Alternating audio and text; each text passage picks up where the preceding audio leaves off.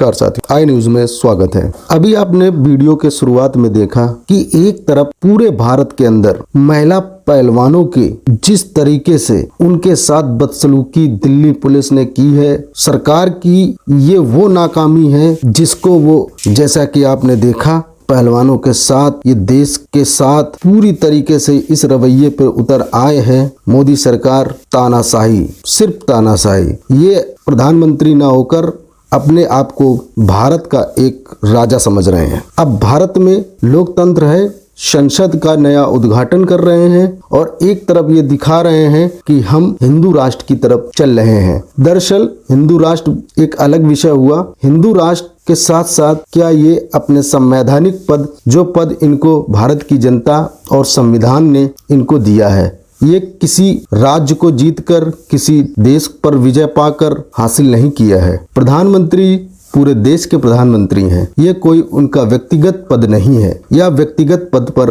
अपने आप नहीं आए हैं। उनको भारत के जनता ने वोट देकर उनको प्रधानमंत्री बनाया है। 2 बार की पूर्ण बहुमत सत्ता में आने के लिए वो अपने आप को ये भूल चुके हैं कि भारत एक लोकतांत्रिक देश है और लोकतांत्रिक देश, लोग अपनी बात लोग प्रधानमंत्री से सवाल करेंगे और प्रधानमंत्री जी उन सवालों से बचने के लिए, उनके सवालों के जवाब न देने के लिए ये सब प्रोपोगेंडा फैला रहे हैं। जैसा कि आपने देखा, कल एक तरफ संसद का उद्घाटन हो रहा है, बड़ी लंबी लाइन लगी है धर्मगुरुओं की। हालांकि मुझे धर्मगुरुओं से कोई आपत्ति नहीं है। धर्मगुरु के साथ साथ हम ये बताना चाहते हैं कि दिल्ली में जंतर मंतर पर बैठे अपने अधिकार, अपने हक के लिए आंदोलन कर रहे, उनके साथ शोषण हुआ, वो अपनी बात को बुलंद करने के लिए एक धरना प्रदर्शन कर रहे हैं। तो लोकतंत्र में धरना प्रदर्शन करना, आंदोलन करना, ये जिस तरीके से प्रधानमंत्री अपनी मनमर्जी कर सकते हैं, तो भारत देश आजाद में जनता भी अपने हिसाब से काम कर सकती है। क्यों नहीं करेगी? जब आप देख रहे हैं कि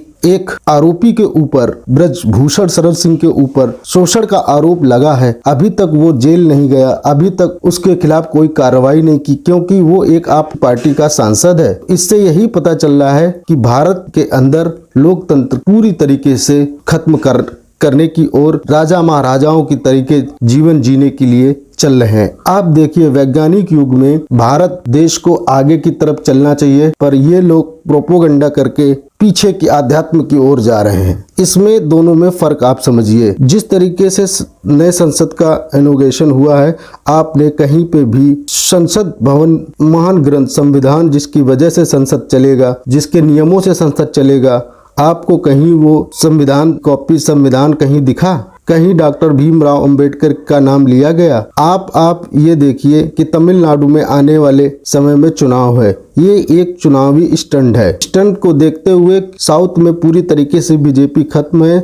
इसके चलते हुए ये जो रचना की गई है सिंघौल की, ये सिर्फ और सिर्फ चुनावी अपना एजेंडा साबित करने के लिए ये सब किया जा रहा है। अब आप देखिए, तमिल से 50-60 धर्मगुरु आए और आपने देखिए मोदी जी कैसे दंडवत हैं, बिल्कुल ये बताना चाह रहे हैं कि सब कुछ अब सिंघौल ही है। भारत में अब सब काम सिंघौल से ही चलेंगे। संविधान उसके आगे कुछ नहीं है, अशोक सम्राट उसके आगे कुछ नहीं है, सब कुछ अब सिंघौल ही है, सिंघौल ही है। जैसा कि आप देख रहे हैं इस तस्वीर में, देखिए मोदी जी कैसे अपने आप बिल्कुल नतमस्तक करके लेट गए हैं सिंघौल के आगे।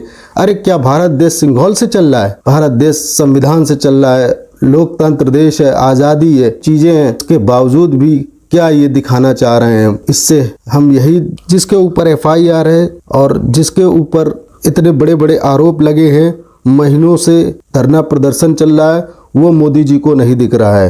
वो व्यक्ति सांसद होने के संसद भवन के अंदर जाता है, वहां से ट्वीट करते हैं, ट्वीट करने के बाद को ये दिखाना चाहते हैं, ये बताना चाहते हैं कि बीजेपी के कोई भी व्यक्ति को कुछ नहीं होगा। और ये जो संसद के सामने महज कुछ दूरी पर प्रोटेस्ट करने वाले रेसलर को तरीके से दिल्ली पुलिस ने किल्ली मार मार के, घसीट कर एक गाड़ी में भरकर एक किसी खाली जगह फार्म हाउस में इकट्ठा किया और पूरी तरीके से तानाशाही रवैया आपने देखा। आप बताइए, क्या भारत के अंदर लोकतंत्र पूरी तरीके से स्थापित है या राजतंत्र पूरी तरीके से स्थापित किया जा रहा है? ये राजतंत्र स्थापित करने की पहली कड़ी है। आप ये समझिए बाबा साहब के संविधान को खत्म करने का ये पहला एजेंडा है। जिस तरीके से मोदी जी लेट लेट के एक सिंघौल लंबी सी छड़ी के लिए अपनी आप को न्यौछावर कर रहे हैं और ये बता रहे हैं कि हम संविधान को नहीं मानते हैं, हम संविधान के आगे कुछ नहीं है, हम संविधान हमारे आगे कुछ नहीं, हमारे आगे सिर्फ और सिर्फ अब सिंघौल है। सिंघौल के हिसाब से देश चलेगा। आप बताइए क्या देश सिंघौल के हिसाब से चलेगा या संविधान के हिसाब से चलेगा? तो हमारे इस वीडियो में आपने क्या समझा कमेंट करके जरूर बताइएगा और लगातार हमारे साथ बने रहिए। जय हिंद, जय भारत। नमस्कार, मेरा नाम पंकज कुमार। इस वीडियो में आपको जानकारी कैसी लगी? अच्छी लगी है तो शेयर करें, लाइक करें और हाँ, सब्सक्राइब करना ना भूलिए। नमस्कार।